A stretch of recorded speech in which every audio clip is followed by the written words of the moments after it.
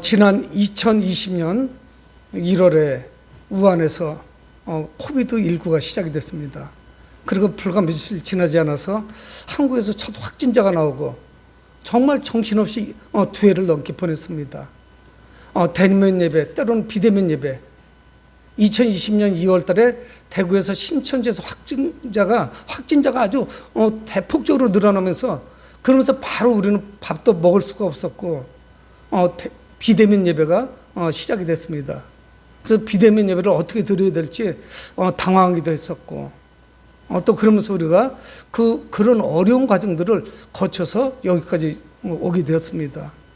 그래서 지난 월요일부터 이제 교회에서 식사도 하게 되었고, 당연히 그러다 보니까 여러 가지 좀 자유롭게 예배드릴 수 있는 이런 여건들이 조성이 됐습니다. 아직 발표는 되지 않았지만 내일부터는 실외에서 마스크를 쓰지 않는 그런 것도 발표가 될 것 같아요. 여러분, 우리가 이 세상을 살아가면서 내가 그리스도인이 되었다는 것을 저는 종종 생각해 봅니다. 누워서 잠자기 전에 시편 23편을 1절부터 쭉 암송을 하고, 그래서 잠이 안 오면 두 번, 세 번 반복적으로 암송을 하기도 하고, 시편은 몇몇 성경 구절을 암송하면서 하나님께서 나를 그리스도로 삼아주신 거, 예수님께서 나를 인도해 주셔서 내가 그리스도인이 된 거, 이것이 얼마나 큰 하나님의 은혜인지, 어떻게 나 같은 사람이 예수를 믿고 목사까지 됐는지 정말 자주 생각을 합니다. 그러면서 그 하나님의 은혜와 감동에 깊이 들어가게 되죠. 우리가 예수를 믿게 된 것이 하나님의 은혜가 아니면 우리는 그리스도인이 될 수 없었습니다. 내 스스로의 어떤 노력이나 내 발걸음으로 교회 첫 발을 디딘 것 같지만 실상은 그것이 아니에요. 이 배후에서 하나님께서 얼마나 역사하셨는지 알 수가 있습니다. 여러분, 누가 재본 건 아니지만 과학자들은 그렇게 이야기를 합니다. 태양에서 지구까지 1억 5천만 킬로미터라고 그래요. 1억 5천 킬로미터. 감이 좀 잘 안 잡혀요. 대전에서 서울까지 불과 150km가 안 되니까 한 100만 배 되나요? 대전 서울 거리 100만 배? 1억 5천만 킬로미터면은 감이 잘 안 잡혀요. 200km, 300km 그러면은 지상에서 어디에서 어디 거리 이렇게 좀 예측이 가능하죠. 그럼 차로 몇 시간이면 가겠구나 하는 생각을 하죠. 여러분, 우리 어렸을 때 부른 동요 중에 푸른 하늘 은하수, 하얀 쪽배 기억이 나죠. 근데 우리가 보는 이 은하수, 여름에 아주 맑은 날 밖에 나와 보면 아주 뿌연해요. 무슨 꽃가루를 뿌려놓은 것 같이. 그게 다 별이지요. 은하수 이쪽 끝에서 저쪽 끝까지가 태양에서 지구까지 거리 1억 5천만 킬로미터가 요 종이 백지 한 장 두께라고 하면은 은하수 끝에서 끝에는 어느 정도지만 450km래요. 요 종이 한 장 두께가 지구에서 태양까지 거리라고 하면은 은하수 끝에서 끝은 서울에서 부산 거리보다 더 멀은 거예요. 서울에서 부산까지 420km 정도밖에 안 됩니다. 그 머나먼 태양도 그렇게 먼데 그 하나님께서 우리를 선택하셨다는 거, 그리고 우리를 그분의 백성 삼으셨다는 것이 얼마나 놀라운 축복인지 알 수가 없습니다. 이 사도행전은 예수님께서 부활하셨던 예수님께서 승천하시고, 그리고 사도행전 2장에 성령께서 임하시고 성령 강림의 역사가 나타나죠. 그리고 곧장 사도 베드로가 많은 회중들 앞에서 설교를 합니다.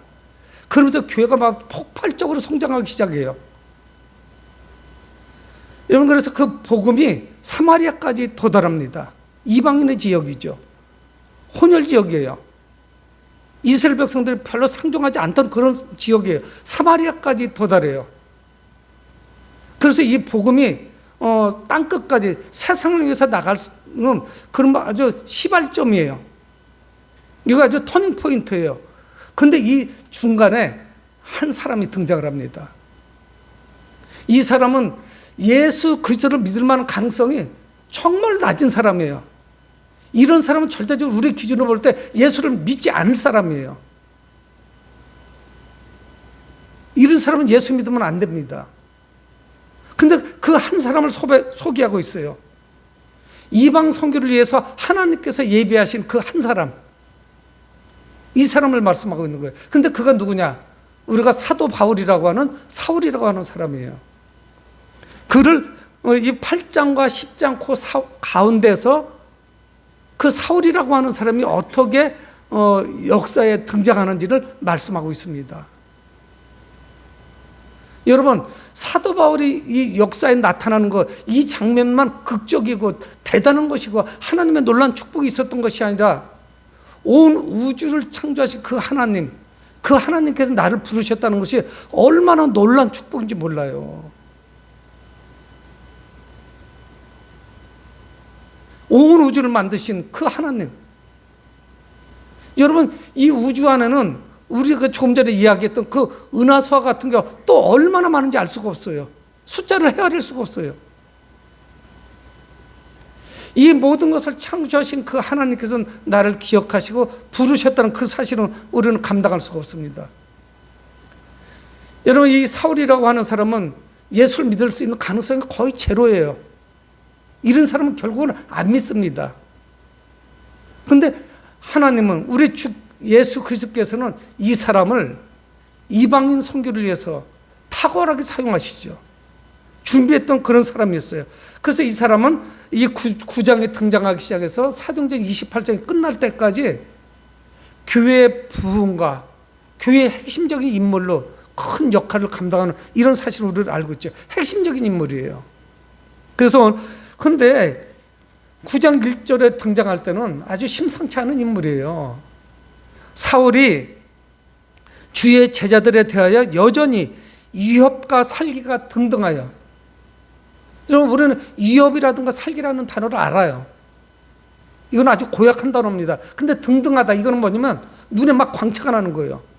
그 사람을 죽일 것 같은 막 불이 튀는, 불똥이 튀는 그런 눈이에요. 막 그런 단어라고, 이거 자체가. 위협과 살기가 등등하여. 누구냐? 예수 믿는 자들을 잡아 죽이려고 하는 것이 막 기세가 등등한 거예요. 막 열정이 막 이거 감당이 안 됩니다. 그런데 이 사울은 누굽니까? 헬라 문화에 능통해요. 그리고 헬라어를 잘합니다. 그는 자기에 대해서 이야기하죠. 사도행전 22장에 이 사도 바울은 오늘 이 사건을 2번 정도 더 반복해요. 그럼 그의 삶에서 이것이 아주 역사적인 날이었어요. 요날 있었던 이 사건이. 그러니까 그가 그거를 눈으로 이야기해요. 내가 그때 예수 그리스도를 만났던 이런 놀라운 사건이 있었다는 이야기를 합니다. 아주 극적인 사건이었었어요. 나는 유대인이며 길리기아 다소에서 태어났다. 지금 터키 지역이죠. 이방 지역에서 태어났어요. 그러니까 지금으로 보면 국제적인 인물이에요. 국제적인 감각이 있습니다. 지금의 국제는 영어에 아주 능통한 사람이에요. 소통할 수가 있어요. 근데 문제는 뭐냐? 아주 못돼 먹은 사람이에요. 예수 믿는 사람들 핍박합니다. 그래서 그는 그렇게 이야기합니다. 당시 세계적인 석학이었던 가말리엘 문화에서 나는 학문을 했다. 지금으로 말하면 하버드나 예일대 이런 데서 아주 최고의 교수 밑에서 공부한 거예요. 그래서 사도행전 22장에서 내가 이런 사람이었다는 것을 이야기를 해요. 그리고 하나님께 더욱 열심을 가진 사람이었다. 흠잡을 데가 없습니다. 근데 그는 뭐라고 말하냐면 내가 기독교를 박해가지고 사람을 죽이기까지도 했다고 고백을 해요. 이건 사실이에요. 스데반 집사를 죽일 때 거기 같이 있었어요. 옷을 지켰습니다. 공범이에요. 예수 믿는 사람들을 잡아서 죽이려고 지금도 그렇게 하고 있는 거예요. 그래서 위협과 살기가 등등하다. 예수 믿는 사람들 죽이려고 막 눈에서 불꽃이 장렬하는 거예요. 걸리면 죽는 겁니다. 그래서 오늘 9장 1절에 이 사도 바울에 대해서 소개를 하고 있는 거예요. 그러니까 이 기독교인들에게 소문이 났는데 공포의 대상이에요. 이 사람 만나면 안 돼요. 걸렸다면 큰일 납니다. 그래서 오늘 성경은 여전히 그렇게 말씀하고 있어요. 여전히 위협과 살기가 등등하더라. 그의 눈에는 기독교가 어떻게 보였느냐? 사입이 이단이에요. 뿌리 뽑아야 됩니다. 그래서 이 땅에서 멸절시켜야 돼. 그것이 하나님께 충성하는 줄 알았어요. 저 그리스도인이라고 하는 저 이단들, 저들을 뿌리 뽑아야 된다. 함께 할 수 없다는 것을 그는 알았어요. 여러분, 그것이 하나님께 충성하는 것인 줄 알았습니다. 그래서 오늘 본문 2절 말씀에 담에색 여러 회당에 가져갈 공문을 청하니 이는 만일 그 도를 따르는 사람을 만나면 남녀를 막론하고 결박하여 예루살렘으로 잡아오려 합니다. 그의 목적은 하나예요. 어떻게 우리 시각으로 보면 한심해요. 아주 열혈 신자인데 열혈 청년이에요. 그의 몸에 뜨거운 피가 흐릅니다. 근데 그의 목적은 단 하나예요. 하나님께 충성하는 길은 뭐냐? 저 하나님의 이름을 팔아먹고 그리스도라고 하는 사람을 하나님의 아들로 믿고 있는 저자들, 그리스도인들, 기독교인들을 뿌리 뽑는 거예요. 저들 다 잡아다가 죽여야 돼요. 그래서 2절은 우리에게 뭘 말씀하냐? 다메섹 여러 회당에서 기독교인들을 체포할 수 있는 권한을 대제사장이 받아온 거예요. 공문을 받아가지고 출발합니다. 예루살렘으로 잡아오려 함이라 이렇게 성경 말씀하죠. 결박해서. 그들은 누구냐? 예수의 도를 따르는 사람들이에요. 예수님이 가르치신 그 진리를 따르는 사람들입니다. 그러니까 지금 그리스도인들은 이중고, 삼중고를 겪고 있는 거예요. 수많은 핍박이 있습니다. 교회가 폭발적으로 성장하는 듯한데 이루 말할 수 없는 위기가 찾아와요. 그 분기점에 터닝 포인트에 누가 서 있냐면 사울이 있어요. 이런 식으로 지금 탄압을 한다면 교회는 멀지 않아 사라질 거예요. 그저 팔레스타인 지역에 이상한 소리 하는 사람, 헛소리 하는 사람이 자기가 하나님이라고 하고 하나님의 아들이라고 하고 3일 만에 부활한다고 하고 자기가 다시 오겠다고 하고 그 사람을 믿는 그 도를 없애버려야겠다, 이런 생각을 하고 있습니다. 기독교 탄압이 점점 이것이 좁혀오는 거죠. 그래서 오늘 본문의 말씀이 시작되고 있는 거예요. 여러분, 잘못된 열심은 오히려 교회의 독이 됩니다. 하나님의 말씀에 잘못된 것들은 정말 이 교회에 큰 독이 되는 거예요.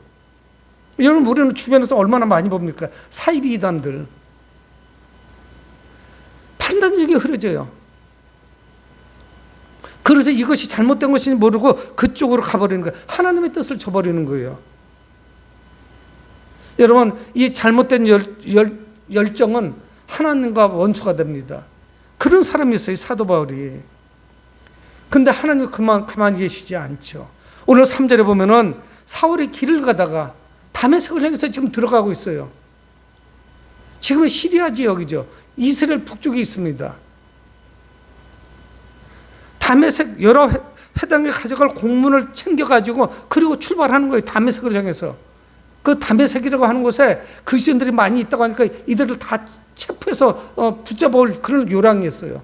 그래서 이제 처벌할 거예요. 그래서 출발합니다. 3절에 사울이 길을 가다가 다메섹에 가까이 이르더니, 근데 놀라운 경험을 해요. 아주 극적인 경험을 합니다. 초자연적인 경험을 해요.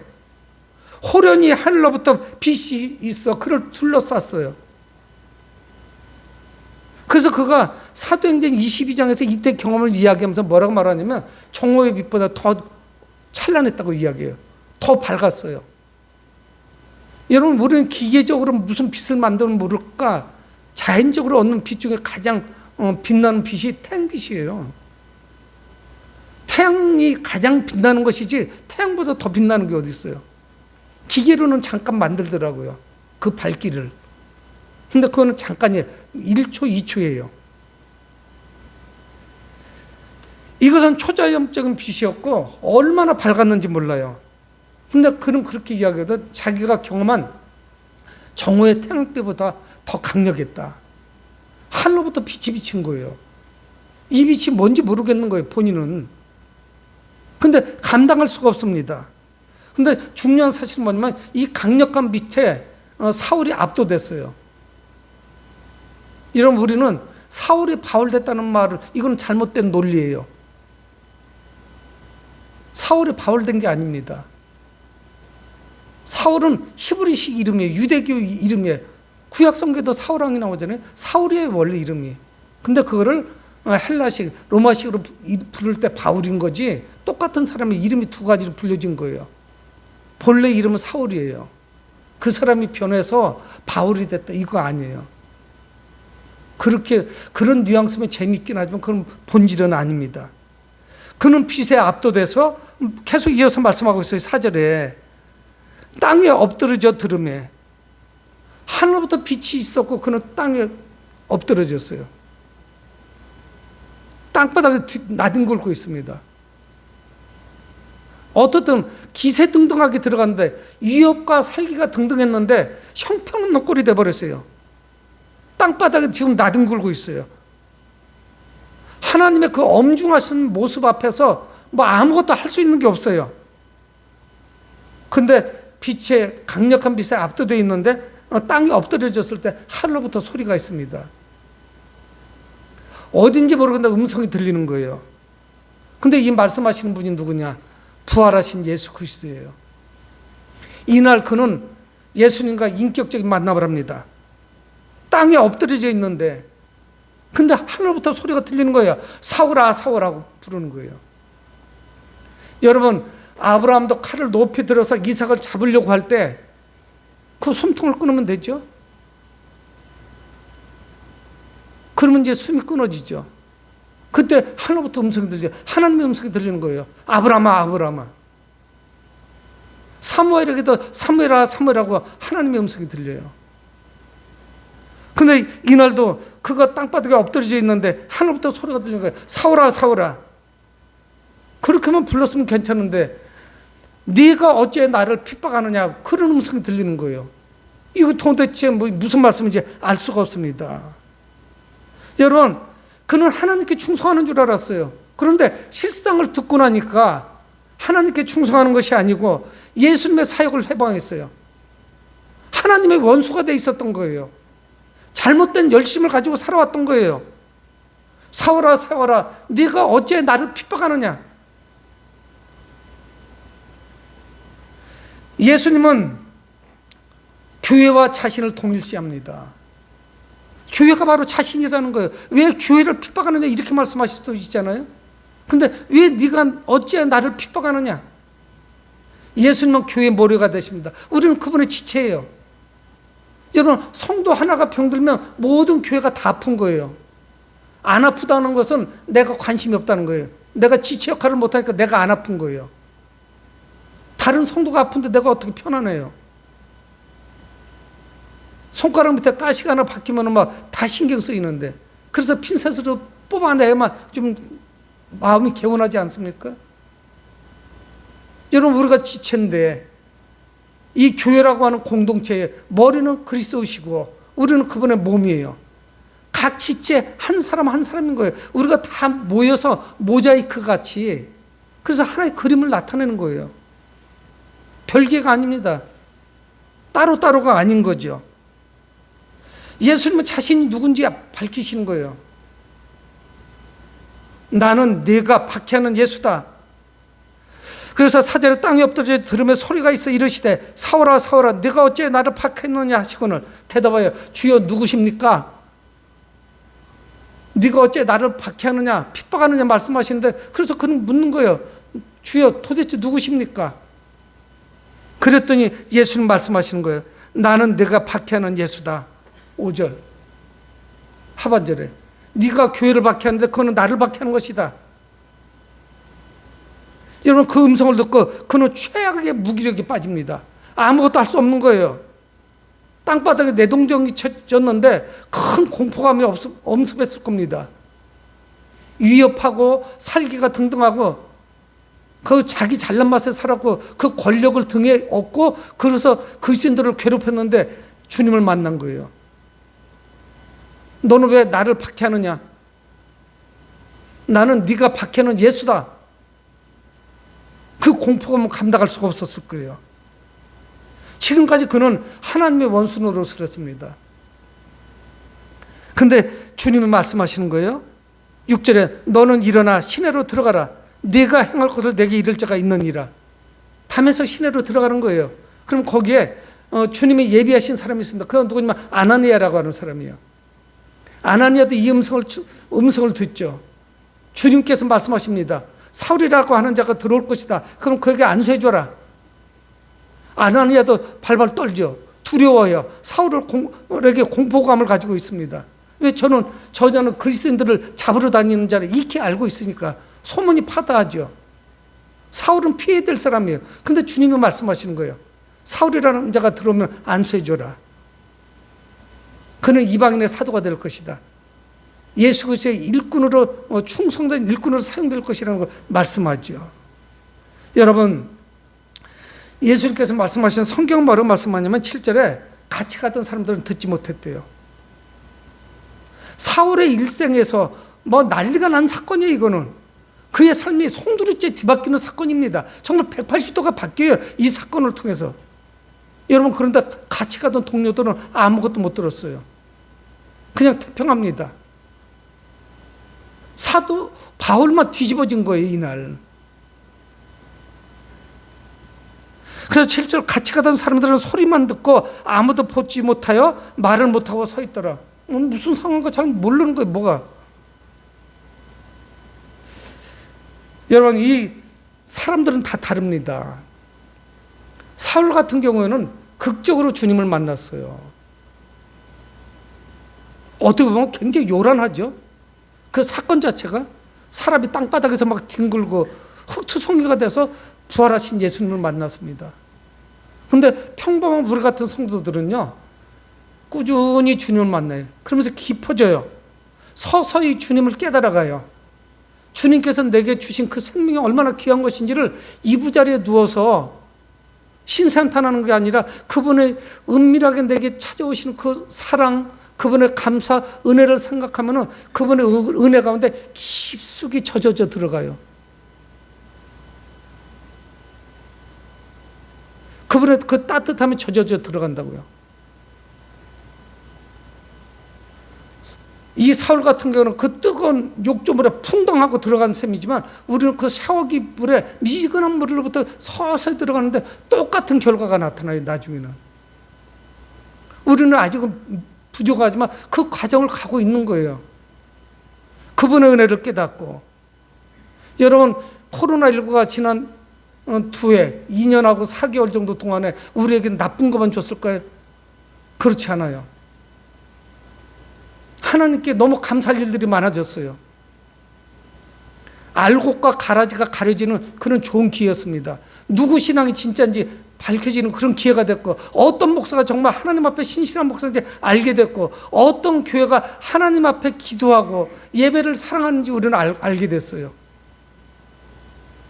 그러면서 우리가 마음껏 예배드릴 수 있을 때 그때 좀 소홀했고 열심히 하지 못했던 거, 그거를 또한 깨닫게 됐어요. 그래서 하나님 기회가 되어지면 기회를 다시 주셔서 정상으로 돌아가면 더 열심히 하나님을 사랑하고 예배를 사랑하겠습니다. 그런 결단들을 했습니다. 아무 생각 없이 보내진 않았어요. 예배가 조금 줄어들다 보니까 목회자들은 더욱더 깊이 기도하면서 하나님을 만났어요. 놀러 다니면서 보내지 않았습니다.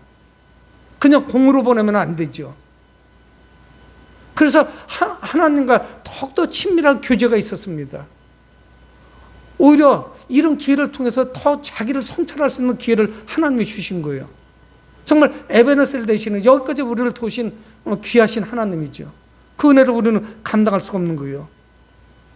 사울은 어쨌든 이날 극적으로 하나님을 만났습니다. 부활하신 예수님을 만났어요. 내가 하나님을 잘못 알고 있었구나. 가말리엘 문화에서 배운 율법이 이것이 아무 소용이 없는 것이라는 걸 깨닫게 된 거예요. 자기를 바라보게 된 거예요. 여러분, 근데 이렇게 끝났으면 아무것도 아니에요. 8절에 그렇게 말씀하고 있습니다. 사울이 땅에서 일어났어요. 일어났는데 문제가 심각해요.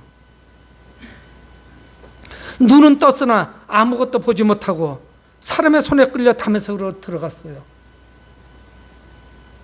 여러분, 남을 교회를 위협하고 살기가 등등해요. 그 눈에서는 사람을 죽이겠다고 막 불꽃이 튄다고요. 스파크가 일어난 이 상황에 들어왔는데 그리스도를 만나고 나니까 아무것도 안 보이는 거예요. 할 수 있는 일이 아무것도 없어요. 정말 무기력한 사람이 되고 말았어요. 뭘 할 거예요? 보이지를 않는데. 겨우 기세등등하게 왔는데 이제는 누군가가 자기 손을 붙잡아주고 인도해 줘야 돼요. 그래 거기 졸졸졸 따라가는 거예요. 여러분 안 보이면 인생 끝난 거지 뭘 할 수 있겠어요. 여러분 우리도 이런 과정을 거칩니다. 세상과 나는 간고도 없고 내 자아가 보이지 않아요. 세상이 보이지 않습니다. 오직 주님만 보이기 시작을 해요. 이런 과정을 거쳐야 돼요. 우리는 세상 눈이 이끌어주는 대로 갔습니다. 사치하고 방탕하고 재밌는 곳 찾아다니고 영적인 세상을 바라보지 못했어요. 여러분 코로나19가 우리가 영적으로 훨씬 더 깊어지는 좋은 기회가 될 수 있는 너무나 좋은 기회였어요. 뭐 이런 길을 억지로 만들 필요는 없지만 여러분 코로나가 왜 교인이 떨어져요? 그런 허술한 그런 믿음을 우리가 지금까지 가지고 있었나요? 여러분 코로나가 무슨 전쟁이에요? 교회에 포탄이 떨어져가지고 사람이 죽은 것도 아니었어요. 근데 믿음이 자동으로 떨어졌어요. 기도할 줄을 몰라졌어요. 예배의 소중함을 별로 안 느껴요. 집 안에서 편안하게 보다 보니까. 그럴수록 우리가 더욱더 사모하는 마음이 있었어야 됩니다. 코로나 때문에 대한민국 교회가 150만이 줄었다죠. 사실인지 아닌지는 모르겠어요. 그런 이야기들을 목사님들이 하십니다. 출석교인이 그렇게 줄은 건지 재적교인이 줄은 건지 모르겠어요. 여러분 혈기왕성하고 자신감 넘쳤고 장래가 촉망되고 배운 것도 많고 집안도 부자고 가문도 좋아요. 여러분 사람들로부터 그의 실력으로 인정받았습니다. 인재예요. 앞으로 훌륭하게 쓰임받을 거예요. 그게 누구냐? 사울이었어요. 근데 부활하신 주님은 그런 인간 필요가 없어요. 자기 힘으로 가는 사람은 필요가 없습니다. 그는 변화가 있어야 돼요. 땅바닥에 죽도록 한번 뒹굴고 나서 흙동기가 돼서 일어났어요. 그런 존재에서 일어났더니 뭐가 보여야죠. 눈은 떴지만 아무것도 안 보입니다. 장애가 찾아온 거예요. 그의 인생은 끝장난 거예요. 누군가가 나를 도와주지 않으면 나는 할 수 있는 게 아무것도 없어요. 누군가를 의지해야 돼요. 이거는 어떤 사인을 우리에게 주시는 줄 압니까? 여러분 우리는 우리 힘을 의지하면 안 돼요. 주님을 의지해야 됩니다. 사람을 의지하는 것보다 더 중요한 사실은 뭐냐? 주님을 의지해야 돼요. 하나님께 부르짖어야 돼요. 우리 가족과 또 교회와 성도들, 나라와 민족을 위해서, 우크라이나를 위해서 우리는 중보기도해야 되는 거예요. 자꾸 우리는 그런 타성이 있어요. 관성의 법칙이에요, 이게. 막 우리가 열심히 뛰다 보면 딱 스톱 못 하잖아요. 탄력에서 앞으로 튕겨나가려고 하죠. 갑자기 그 자리에서 어떻게 서요? 그것 때문에 나를 통제 못 하는 거예요. 사도 바울은 자기 의지대로 움직였습니다. 그러나 이 사건 이후에 그는 자기 의지대로 움직일 수가 없어요. 눈이 안 보여요. 눈을 감았다는 이야기는 뭔 줄 아십니까? 하나님의 음성을 듣기에 너무 좋은 환경이에요. 여러분 코로나19가 하나님의 음성을 듣기에 얼마나 좋은 기회였는 줄 아세요? 이 좋은 기회를 다 놓친 거예요. 얼마나 유익했는지 몰라요.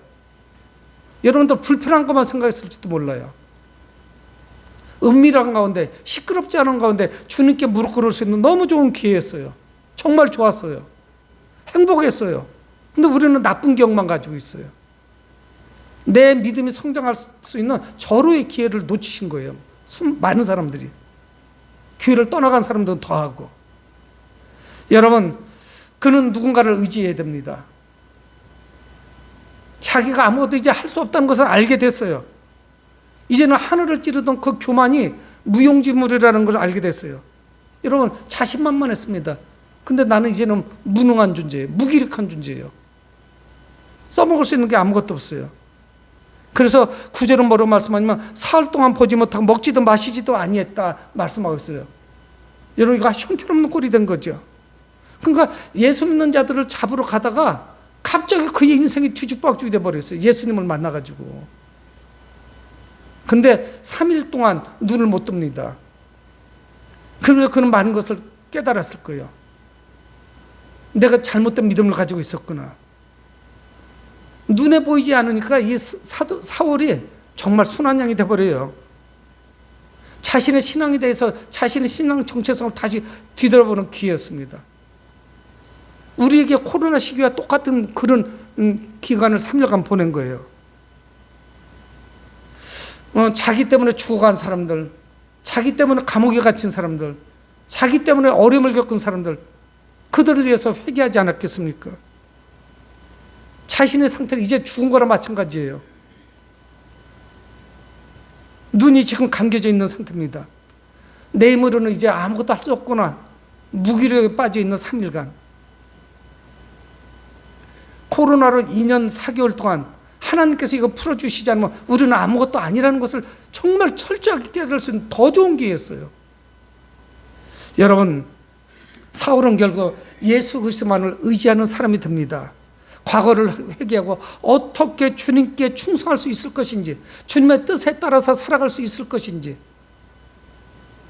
그래서 그런 평생 동안 주님만을 의지하고 주님을 친구 삼아서 그러고 살아가죠. 그는 예수 믿는 사람들 붙잡으러 갔다가 오히려 주님께 붙잡혔어요. 주님께 붙잡힌 사람은 평생 동안 살아갑니다. 이 당시 사울은 몇 살이었는지 정확히는 성경은 말씀 안 하지만 청년이었어요. 여러분, 예수님을 인격적으로 우리가 만날 때, 그런 체험적인 믿음을 가지고 있을 때 우리 믿음이 흔들리지 않습니다. 코로나가 무슨 상관이에요? 전쟁이라면 무슨 상관이 있어요? 내가 주님을 사랑하는 마음은 누구도 꺾을 수가 없죠. 여러분, 열정만 가지고 주님을 잘 믿기는 어려워요. 열정도 있어야 되지만 학벌이나 지식 가지고 주님을 믿을 수 없습니다. 여러분, 교회를 박했던 사울이 부활하신 예수를 만나자 놀란 역사가 나타났어요. 놀란 일이 벌어졌습니다. 그는 무엇이 됐냐? 이방인을 위한 사도가 됐어요. 이 다메섹 도상이 그 이전과 이후로 완전히 바뀌는 거예요. 그래서 그는 죽기까지 복음을 전하죠. 그는 순교당했어요. 동역자들의 힘도 컸고 많은 사람들의 그 조력, 도움, 그런 게 있었어요. 여러분, 하지만 유럽 지역을 복음화시킨 것은 사도 바울의 공로라고 해도 과언이 아닙니다. 사도 바울 혼자 다 했다고 해도 과언이 아니에요. 동역자들은 분명히 있었지만 그의 공로를 누구도 무시할 수가 없어요. 여러분, 우리가 보고 있는 이 성경, 특히 신약성경 27권, 이 27권 중에 거의 절반에 가까운 13권을 그가 쓴 거예요. 여러분, 우리는 성경을 보면서 또는 그리스도인들이 누구의 이름을 가장 많이 부릅니까? 예수님의 이름을 가장 많이 부르죠. 하나님 또는 예수님, 성령님 빼고 가장 많이 불려지는 이름이 누군지 아십니까? 믿는 사람들 바울 이야기를 가장 많이 해요. 왜 그런 줄 아세요? 성경 중에 신구약 다 합쳐서도 거의 한 5분의 1 정도가 그의 책이니까. 바울 서신, 사도 바울 이야기를 자꾸 한다고요. 여러분, 예수 그리스도의 피에 교회는 세워졌습니다. 근데 이 교회를 더욱 굳건하게 한 사람이 누구냐? 바로 바울이에요. 오늘 성경에 등장하는 사울이라는 사실입니다. 여러분, 그동안 많이 어려웠습니다. 내일이면 오늘 밤 12시가 넘어가면 이제 실외에서는 마스크 벗어도 된대요. 뭐 어찌됐든 저는 계속 끼고 있을 거예요, 한동안은. 그런데 우리도 예수님을 인격적으로 만난다면 오늘 성경의 사울과 같이 주님으로부터 귀하게 쓰임받을 수가 있습니다. 여러분들, 그동안 어려웠지만 주님을 인격적으로 만나서 정말 주님의 마음껏 쓰시는 여러분들 되시길 주의 이름으로 축원을 드립니다. 고마우신 아버지 하나님, 주의 은혜를 감사합니다.